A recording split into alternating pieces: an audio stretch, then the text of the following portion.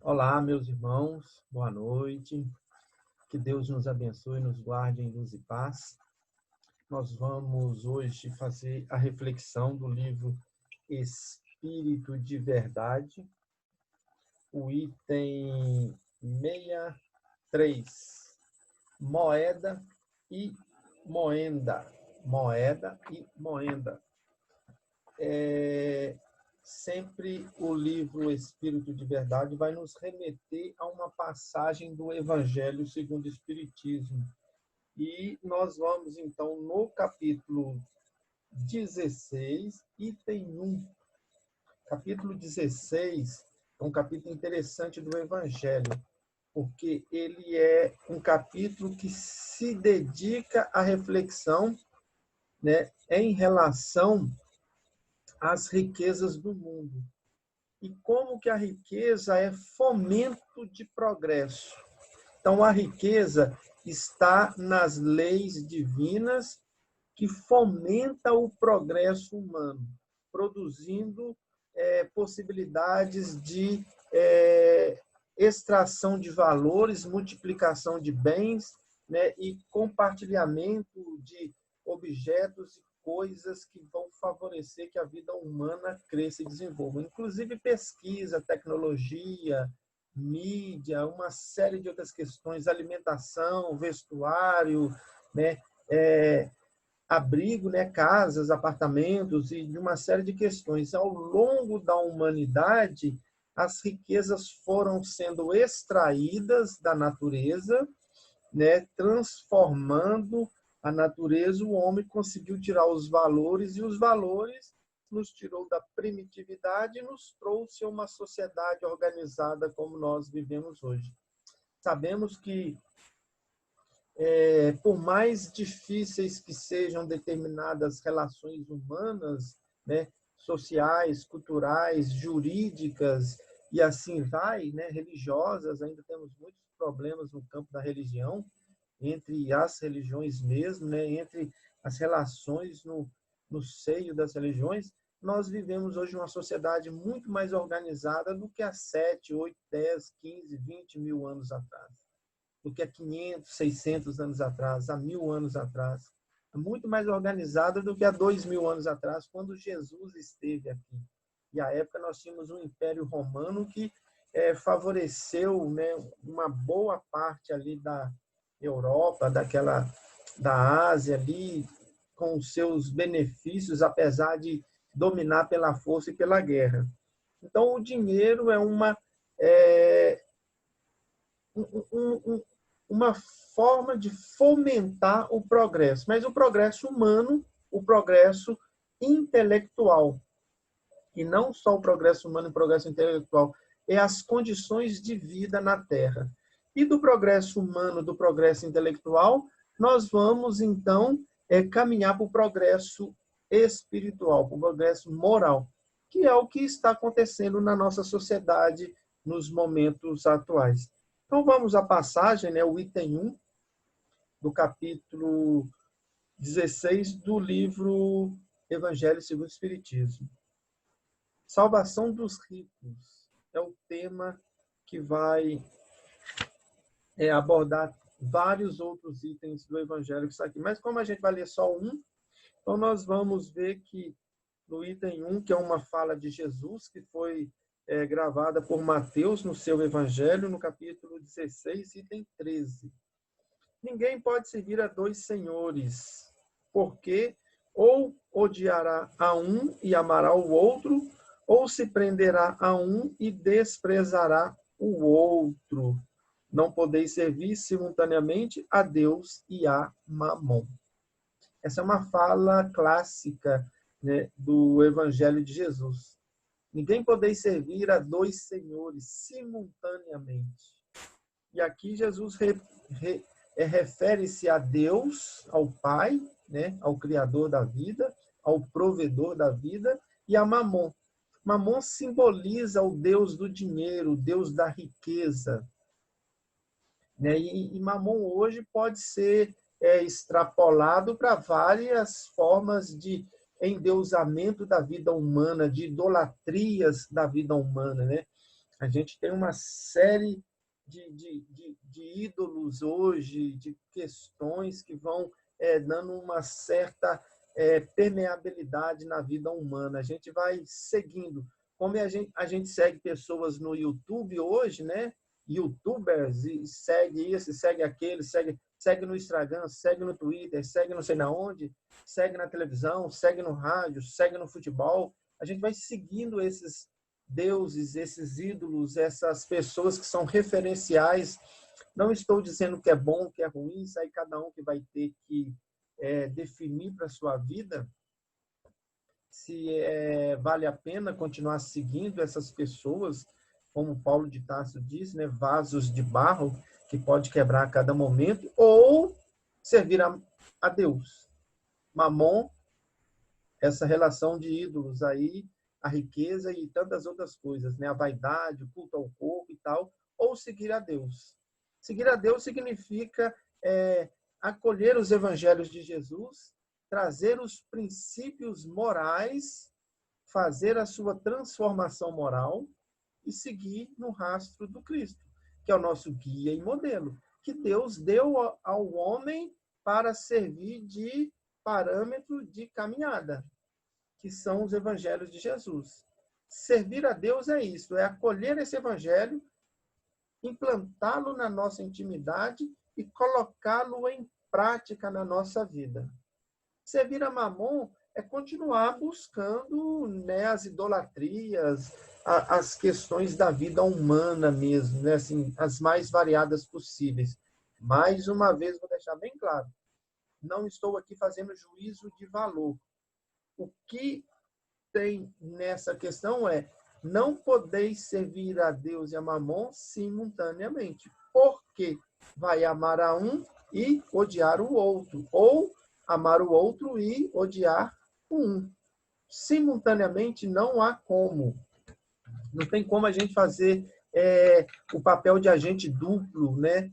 Fazer o papel de espião de filme, né? Que trabalha nas duas polaridades das quais ele está inserido. Ou a gente serve a Deus ou a gente serve ao mundo, principalmente no momento em que nós estamos vivendo. Isso foi uma recomendação de Jesus de 2000 anos atrás e que dá muito mais presente na nossa vida do que nós imaginamos. Porque nós temos a grande tendência de continuar servindo aos ídolos de prata, né, de barro, né, que quebra, né? Pode ser de prata, pode ser de ouro também, de diamante, de esmeralda, né? Esses ídolos aí, né, que são tesouros enferrujados, falsificados, e tentar servir a Deus, fazer um meio de campo. Não dá certo. Não dá certo, porque na hora que as necessidades existenciais do espírito chega, aquele vazio chega, ou o momento de passar por uma aprovação mais apertada chega, né? Como nós estamos vivendo hoje esse processo pandêmico que chegou, não avisou nada, assim, de uma certa forma, né? Tentaram até avisar, mas ficaram, assim, acreditando, não acreditando, e quando viu, já estava estabelecido essa pandemia no mundo inteiro, e a questão de quem fala a verdade, quem fala mentira, e isso, aquilo, aquilo outro, nós estamos vivenciando aí o 4º ou 5º mês já de uma pandemia global que estabeleceu e vem mexer com esses valores humanos, vem mexer com a nossa possibilidade de pensar na morte, não querendo morrer. E pensar na morte, não querendo morrer, é a gente pensar na vida que estamos vivendo. Qual é a vida que eu estou vivendo? Que tipo de vida eu estou vivendo? Ela é satisfatória? As coisas que eu busco preenchem a minha alma? Me dá segurança? Me dá prazer?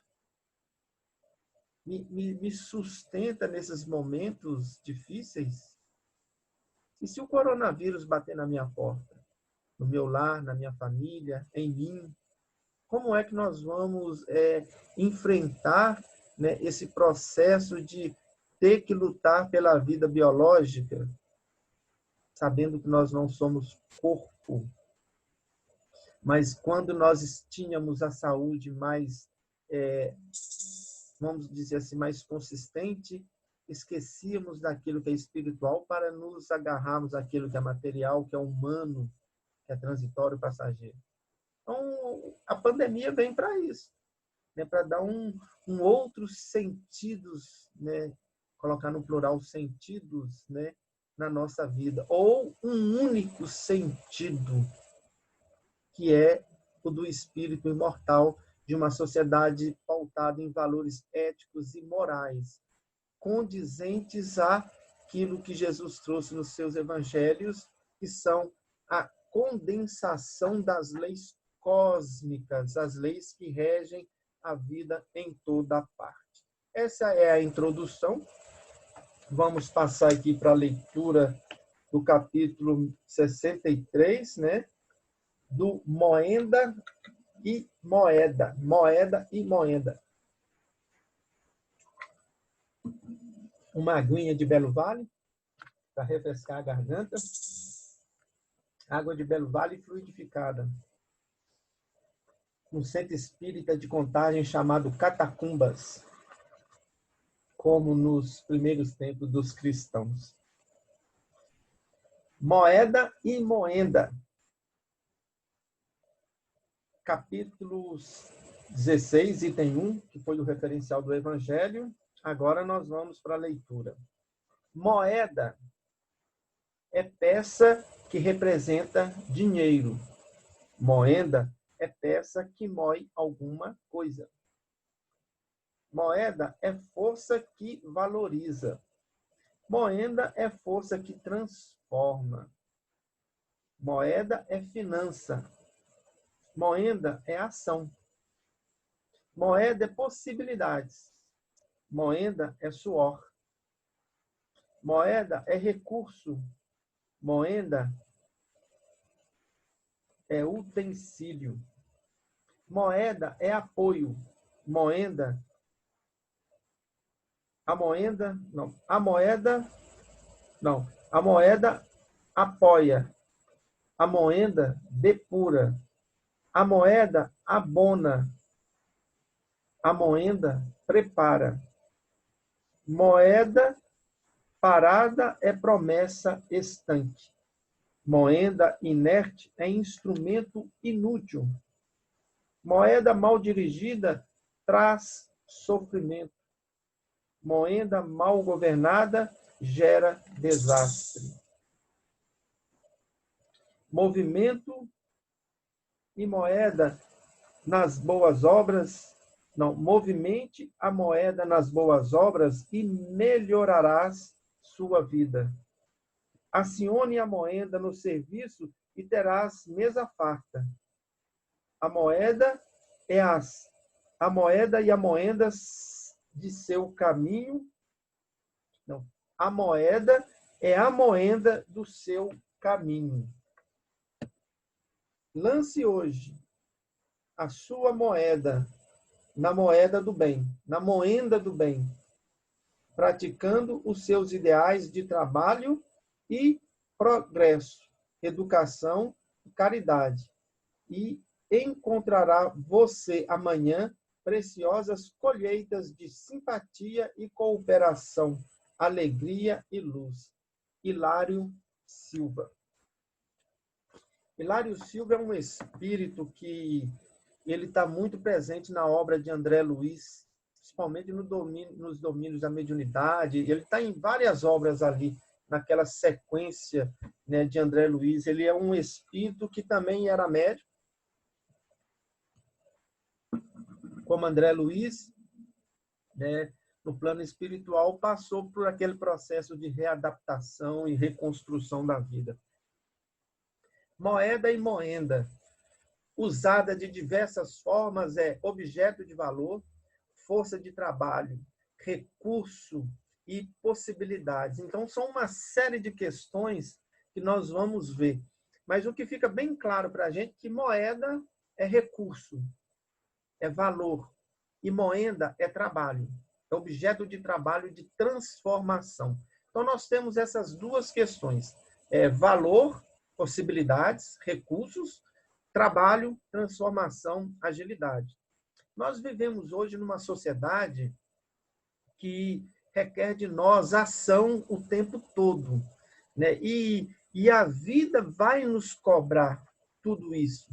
A nossa sociedade humana exige de nós um grande percentual de tributos que temos que pagar, em todos os sentidos. Sem recursos financeiros, a gente praticamente não se movimenta na nossa sociedade. É uma sociedade pautada nos valores que nós cunhamos culturalmente. No Brasil, nós temos aí o dinheiro chamado real, né? E o real vale a quantidade de real que você tem no bolso, você tem a possibilidade de acessar serviços, objetos, tecnologias, né? Informação, educação intelectual, que é a escola, a faculdade, cursos, né? Objetos tecnológicos, aparelhos, carro, transporte, moradia, uma série de questões. Porém, você também pode utilizar os recursos para transferir benefícios para instituições, para trabalhos voluntários, uma série de outras questões, para quem precisa. A moeda como trabalho e força de transformação, de aprimoramento, né, é uma outra possibilidade da nossa alma. É aquilo que nós trazemos em nós que nos possibilita movimentar esses recursos e transformar a nossa vida para melhor. Nós podemos pensar no campo material, como nós também podemos pensar no campo espiritual. Nós podemos pensar no modo íntimo, né, na transformação íntima dos valores íntimos sendo repassados, né?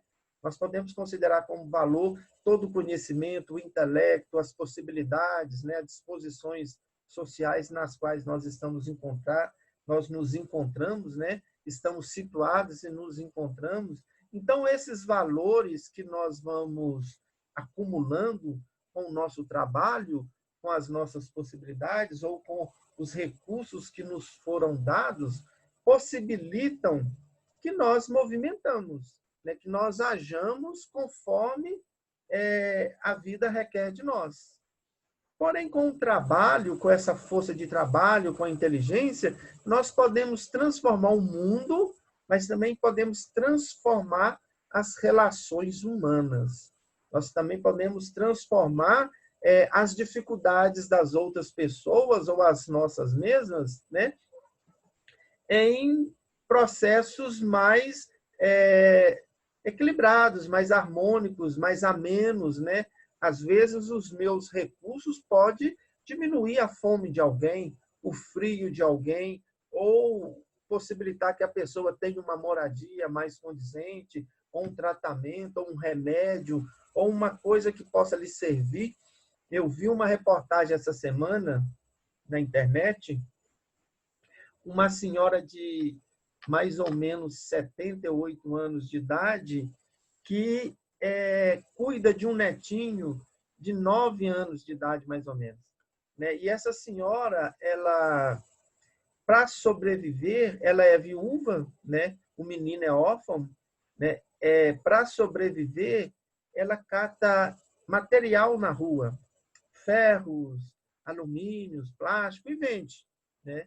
E vende, e com isso ela vai sobrevivendo. Ela tem o auxílio do governo de 160 e poucos reais, mas esse auxílio é insuficiente. E o menino é um menino assim bonzinho, pela reportagem a gente viu, que tem um desejo muito grande de estudar. Só que o material que ele precisa para iniciar o ano letivo, né, foi até interrompido esse ano por causa dessa pandemia.